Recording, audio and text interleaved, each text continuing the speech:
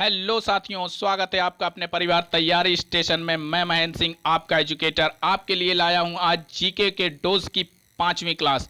ठीक है, तो आज हम आपके लिए 5 ऐसे महत्वपूर्ण प्रश्नों को लाए हैं जो आपकी आगामी भर्ती परीक्षाएं, जो यूपीएसआई, लेखपाल, बीईओ जैसी सभी परीक्षाओं के लिए बहुत महत्वपूर्ण साबित होने वाले हैं। और हर प्रश्न में हम आपके 5 से 10 प्रश्नों को कंप्लीट कराएंगे जो आगे आगामी भर्ती परीक्षाओं के लिए बहुत ही महत्वपूर्ण होंगे। तो प्रश्नों की व्याख्या पर प्रश्नों से अधिक ध्यान दीजिए, ठीक है, और अपने जितने भी पॉइंट्स बताए जाएं उनको नोट करते चलिए। तो चलिए शुरू करते हैं आज के पहले धमाकेदार प्रश्न के साथ। पहला प्रश्न दिया है कि कोशिका की खोज किसने की थी। महत्वपूर्ण प्रश्न है, हर जगह पूछा जाता है, ठीक है। तो कोशिका की खोज किसने की थी। ऑप्शन ए दिया है ल्यूवेनहॉक ने, ऑप्शन बी दिया है रॉबर्ट हुक ने, या फिर स्लाइडेन एवं स्वान ने, या फिर प्रोफेसर हंसले ने। ठीक है, तो आप लोग भी आंसर करेंगे सभी प्रश्नों के, और मेरे आंसर बताने से आप लोग आंसर करेंगे और उसके बाद कमेंट बॉक्स में बताएंगे कि आपने कितने प्रश्न सही किए। ठीक है, तो चलिए देखते हैं। पहला ऑप्शन दिया है ल्यूवेनहॉक। ल्यूवेनहॉक ने क्या किया था। ल्यूवेनहॉक ने सबसे पहले सजीव कोशिका की खोज की थी। ल्यूवेनहॉक ने सबसे पहले सजीव कोशिका की खोज की थी, लेकिन प्रश्न क्या पूछ रहा है, कोशिका की खोज। ठीक है, तो ऑप्शन बी दिया है रॉबर्ट हुक। रॉबर्ट हुक ही एकदम सही आंसर होगा, क्योंकि रॉबर्ट हुक ने ही सबसे पहले कोशिका की खोज की थी। लेकिन ल्यूवेनहॉक ने किसकी खोज की थी, तो सजीव कोशिका की खोज की थी। क्योंकि जो रॉबर्ट हुक ने खोज की थी वह सबसे पहले निर्जीव कोशिका की खोज की थी, और सबसे पहले सजीव कोशिका की खोज किसने की थी, तो वह ल्यूवेनहॉक ने की थी। और इसी के बाद ऑप्शन दिया है स्लाइडेन एवं स्वान। स्लाइडेन एवं स्वान ने कोशिका सिद्धांत का प्रतिपादन किया था। स्लाइडेन एवं स्वान ने क्या किया था, कोशिका सिद्धांत का प्रतिपादन किया था, और इन्होंने बताया था कि प्रत्येक जीवधारी कोशिकाओं से मिलकर बना है, या तो वह एक कोशिका से मिलकर बना है, या तो एक से अधिक कोशिका से मिलकर बना है। तो ठीक है, यह स्लाइडेन एवं स्वान ने कोशिका सिद्धांत का प्रतिपादन किया था। इसके बाद प्रोफेसर हांसले ने जीव द्रव्य को जीवन का भौतिक आधार कहा था। क्या कहा था प्रोफेसर हांसले ने, क्योंकि जीव द्रव्य जो कोशिका के अंदर पाया जाता है वह जीव द्रव्य को जीवन का भौतिक आधार कहा था प्रोफेसर हांसले ने। इस तरह से आपके 4 से 5 प्रश्न इस प्रश्न में कंप्लीट हो गए। तो इसका सही आंसर क्या होगा, रॉबर्ट हुक। बिल्कुल ध्यान रखेंगे, ये कंफ्यूज ना होना कि ल्यूवेनहॉक ने सजीव कोशिका और रॉबर्ट हुक ने सबसे पहली कोशिका की खोज की थी। चलिए अगला प्रश्न देखते हैं। अगला प्रश्न है कि कोशिका को में प्रोटीन की फैक्ट्री किसे कहा जाता है। कोशिका में प्रोटीन की फैक्ट्री किसे कहा जाता है। तो पहला नंबर दिया है कोशिका झिल्ली को। कोशिका झिल्ली यानी सेल मेम्ब्रेन को, अंतःप्रद्रव्य जालिका को, ईआर जिसको बोलते हैं इंग्लिश में ईआर यानी इंडोप्लाज्मिक रेटिकुलम को, या फिर राइबोसोम को, या फिर लाइसोसोम को। ठीक है, तो इसका देखते हैं हम व्याख्या की। कोशिका झिल्ली जो है कोशिका का द्वारपाल कहा जाता है। क्या कहा जाता है कोशिका झिल्ली को, कोशिका का द्वारपाल कहा जाता है। ठीक है, बिल्कुल याद रखेंगे इन चीज़ों को, क्योंकि यही महत्वपूर्ण चीज़ें हैं जो एग्जाम में पूछी जाती हैं और कंफ्यूज हो जाते हैं आप लोग। ठीक है, तो क्या कहा जाता है, सेल मेम्ब्रेन यानी कोशिका झिल्ली को कोशिका का द्वारपाल कहा जाता है। अगला जो ऑप्शन दिया है कि अंतःप्रद्रव्य जालिका यानी इंडोप्लाज्मिक रेटिकुलम को कोशिका का कंकाल तंत्र कहा जाता है। नोट करते चलेंगे इन प्रश्नों को। ठीक है, कोशिका का कंकाल तंत्र किन्हें कहते हैं, तो ईआर यानी एंडोप्लाज्मिक रेटिकुलम या अंतःप्रद्रव्य जालिका को कोशिका का कंकाल तंत्र कहते हैं। अगला प्रश्न ऑप्शन दिया है राइबोसोम को। तो राइबोसोम जो है यही इसका सही आंसर होगा, क्योंकि राइबोसोम को कोशिका में प्रोटीन की फैक्ट्री कहा जाता है। प्रोटीन का संचयन कहाँ होता है, तो राइबोसोम में होता है। और राइबोसोम की खोज किसने की थी, तो राइबोसोम की खोज की थी पैलेड ने राइबोसोम की खोज की थी। अगला ऑप्शन दिया है कि लाइसोसोम। तो लाइसोसोम की जो खोज की थी वह की थी डी डुबे ने। लाइसोसोम की खोज डी डुबे ने की थी, बिल्कुल याद रखेंगे। और इसे क्या कहते हैं, लाइसोसोम को आत्महत्या की थैली कहते हैं। कोशिका की आत्महत्या की थैली किसे कहते हैं, तो लाइसोसोम को कहते हैं। तो ठीक है, आपको अच्छा लगा होगा ये प्रश्न, और इसका जो सही आंसर था वो क्या था, ऑप्शन नंबर सी। ठीक है, चलिए अगला प्रश्न देखते हैं। अगला प्रश्न है देखिए चलिए, आपको प्रश्नों को देखने में जो है, प्रश्नों को पढ़ने में मज़ा आ रहा होगा।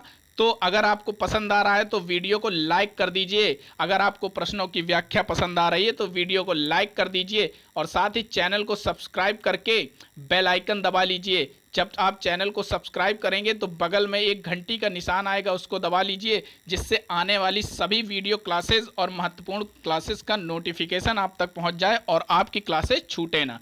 चलिए अगला प्रश्न देखते हैं। अगला प्रश्न दिया है कि टमाटर का रंग लाल किस कारण से होता है। टमाटर का रंग लाल किस कारण से होता है। ऑप्शन दिया है विटामिन, विटामिन नहीं दिया, यह विटामिन है, ठीक है। यह विटामिन या फिर कैरोटीन या फिर कुकरमीन या फिर लाइकोपेन। देखिए पहले हम आपको बता दें कि यह चारों लवक हैं और लवक में कौन से लवक हैं, वर्णी लवक हैं।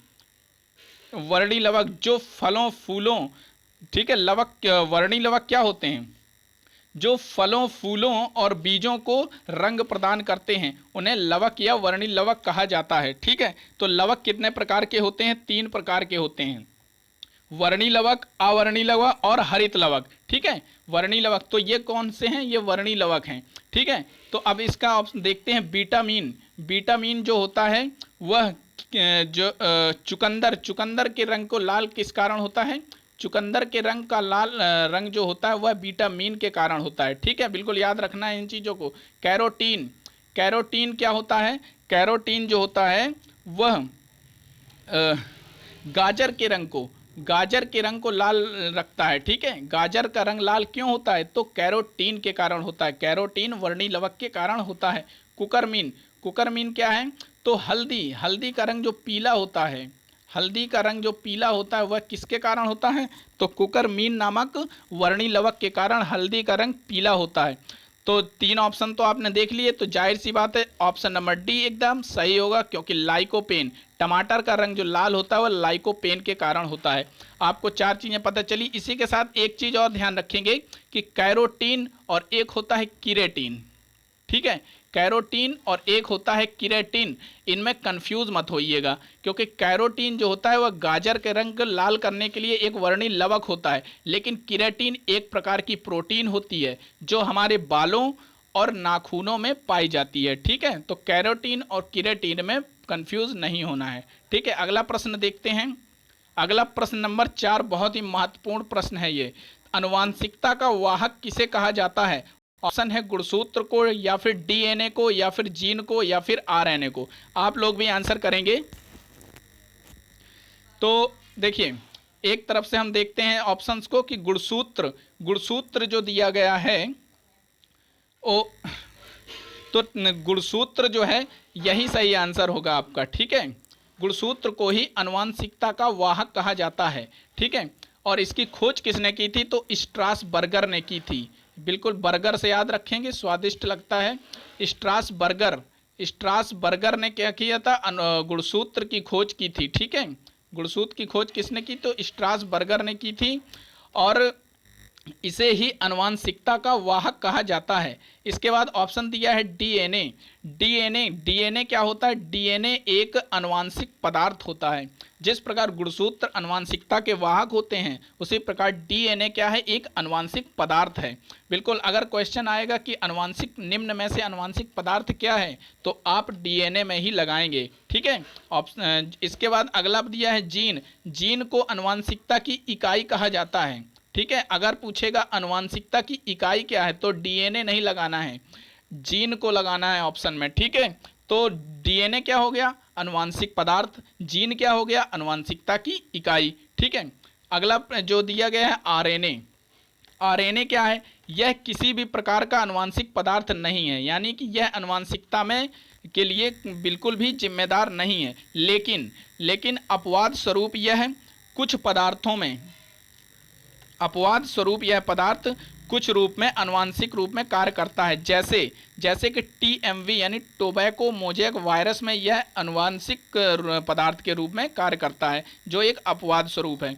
और इसी के साथ आरएनए जो हमारे शरीर में क्या कार्य करता है, आरएनए हमारे शरीर में प्रोटीन का संश्लेषण करता है, ठीक है। प्रोटीन के संश्लेषण का कार्य करता है, यह पूछा जा सकता है आपके में कि ठीक है, आरएनए हमारे शरीर में प्रोटीन का संश्लेषण करता है।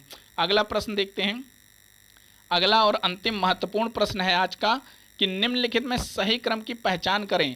पहला दिया है अंगतंत्र, शरीर, कोशिका या ऊतक। दूसरा दिया है शरीर या अंगतंत्र, और सी दिया है कोशिका, अंगतंत्र, ऊतक या शरीर, और ऑप्शन डी दिया है कोशिका, ऊतक, अंगतंत्र या शरीर। ठीक है, तो देखिए इसका बिल्कुल सही आंसर होगा ऑप्शन नंबर डी, क्योंकि देखिए सबसे पहले सबसे छोटी इकाई जो होती है शरीर की वह कोशिका होती है। कई कोशिकाएं मिलकर ऊतक का निर्माण करती हैं, ऊतक का निर्माण और कई ऊतक मिलकर अंगतंत्र बनाते हैं, और अंगतंत्र मिलकर सभी हमारे शरीर का निर्माण करते हैं। कोशिका यानी सेल, कई सेल मिलकर ऊतक यानी टिश्यूज़ बनाती हैं। ठीक है, और टिश्यूज़ कई मिलकर अंगतंत्र यानी ऑर्गन बनाते हैं, और कई ऑर्गन मिलकर हमारे शरीर का निर्माण करते हैं। तो ऑप्शन नंबर डी बिल्कुल सही होगा। तो उम्मीद है कि आपको प्रश्न और उनकी व्याख्या पसंद आई होगी। अगर प्रश्न अच्छे लगे हों तो वीडियो को लाइक कर दीजिए, और चैनल को सब्सक्राइब कर लीजिए। ठीक है, चैनल को सब्सक्राइब करके बेल आइकन दबा लीजिए, जिससे आने वाली सभी क्लासेस का नोटिफिकेशन आप तक पहुंच जाए। और हाँ, नीचे टेलीग्राम चैनल दिया है, वहां से आप टेलीग्राम चैनल ज्वाइन कर लीजिए, जिससे कि हम आपको जो है वहाँ पर PDF नोट्स उपलब्ध कराते हैं, फ्री PDF नोट्स उपलब्ध कराते हैं, जिससे आप वहाँ से रिवीजन भी कर सकते हैं। और साथ ही जो पिछली क्लासेस 1, 2, 3 और 4 नंबर हो चुकी हैं, उसको मैंने आई बटन पर दे दिया है, वहाँ से जाके आप उनको भी देख सकते हैं, और नीचे डिस्क्रिप्शन में भी उनको देख सकते हैं। ठीक है, तो मिलते हैं अगले क्लास में। चलिए मिलते हैं अगले क्लास में। धन्यवाद, जय हिंद।